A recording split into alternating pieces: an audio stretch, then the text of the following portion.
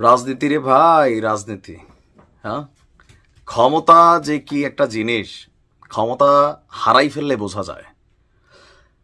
আওয়ামী লীগের অনেকটা খারাপ সময় কাটছে, অনেকটা না, মনে হয় যে ইতিহাসের সর্বোচ্চ খারাপ সময় 1975-এর পর এখন কাটছে। একদিকে আওয়ামী লীগের নিবন্ধনও বাতিল হয়েছে, নির্বাচনেও তারা অংশগ্রহণ করতে পারবে না, দল হিসাবে নিষিদ্ধের প্রক্রিয়া শতভাগ চলছে। এর মাঝখানে সজীব ওয়াজেদ জয়, যিনি আওয়ামী লীগ ক্ষমতায় থাকতে আমেরিকাকে নিয়ে খুব ঘন ঘন কথা বলতেন, ইভেন তাদের অনেক পলিসি নিয়েও তিনি প্রশ্ন তুলতেন, কিন্তু আজকে যখন বাংলাদেশে এই পরিস্থিতি তৈরি হয়ে গেছে, সেই আমেরিকার নাগরিকত্বটাকে আবার পাকাপোক্ত করেছেন সজীব ওয়াজেদ জয়। বেশ কিছু ছবি আপনার গণমাধ্যমে ভাসছে, নিশ্চয়ই আপনারাও দেখছেন। অনেকে বলছেন যে সজীব ওয়াজেদ জয় আসলে ভয় পেয়ে গেছেন, শেখ হাসিনার সন্তান হিসাবে তার সাহসের জায়গা জিরো। এটা কিন্তু সত্য। শেখ হাসিনার পোলা হিসাবে, মানে উনি যে ব্লুটুথ হওয়ার কথা, বারুদ হওয়ার কথা, খালেদা জিয়ার ছেলে হিসাবে তারেক রহমান, আর সজীব ওয়াজেদ জয় শেখ হাসিনার ছেলে হিসাবে আকাশ পাতাল। পলিটিক্সের দিকে পার্থক্য, সাহসের দিকেও পার্থক্য।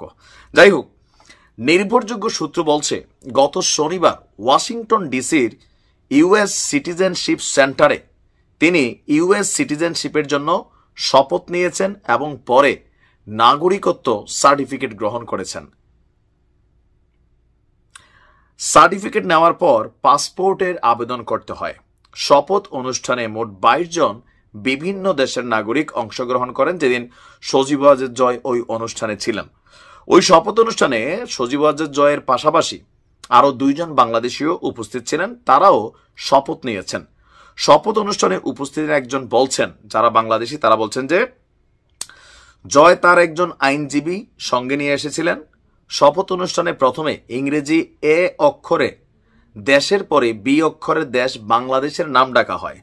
যে 3 জন বাংলাদেশী এই শপথ নিয়েছেন তাদের মধ্যে সজীব ওয়াজেদ জয় ছিলেন সিরিয়ালে থাকা দ্বিতীয়তম ব্যক্তি। দর্শক, আপনার 2018 সালে 24শে এপ্রিল সজীব ওয়াজেদ জয়ের একটি স্ট্যাটাস আজকের দিনে আবারও ভাইরাল। তিনি তার ভেরিফাইড ফেসবুক পেজে তখন দাবি করেছিলেন যে সবার অবগতির জন্য জানিয়ে রাখি, আমার কোনো বিদেশি পাসপোর্ট নেই। যুক্তরাষ্ট্রে আমার স্থায়ীভাবে বসবাসের অনুমতি আছে, কিন্তু পাসপোর্ট নেই। এখন তিনি নাগরিকত্ব যেহেতু নিয়েছেন, পাসপোর্টও নেবেন, এটা 100%।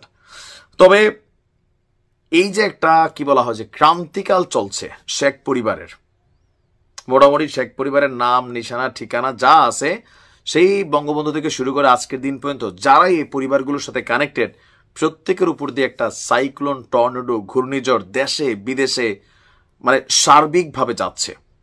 আর এই ঝড় থেকে বাঁচতে হলে আপাতত প্রত্যেকেরই বিভিন্ন দেশের সিটিজেন দরকার। তার মাঝখানে সজীব ওয়াজেদ জয় তিনি সম্ভবত বুদ্ধি করে অথবা আইনজীবীর পরামর্শে তিনি তার নাগরিকত্বটাকে কনফার্ম করে ফেলেছেন। কারণ যদি নাগরিকত্ব গ্রহণ না করেন, তাহলে তাকে যদি ইন্টারপোলের মাধ্যমে ফেরত চাওয়া হয় অথবা সরকার থেকে আপনার সর্বোচ্চ লেভেলে ট্রাই করা হয়, হয়তোবা তাকে আমেরিকা ফিরিয়ে দিত। কিন্তু নাগরিকত্ব নিয়ে গেলে আমেরিকা তার নাগরিকদেরকে ফেরত দিবে না, এটাই স্বাভাবিক। তো দেখা যাক সামনে আসলে আরো কি কি ঘটে। ভালো থাকুন।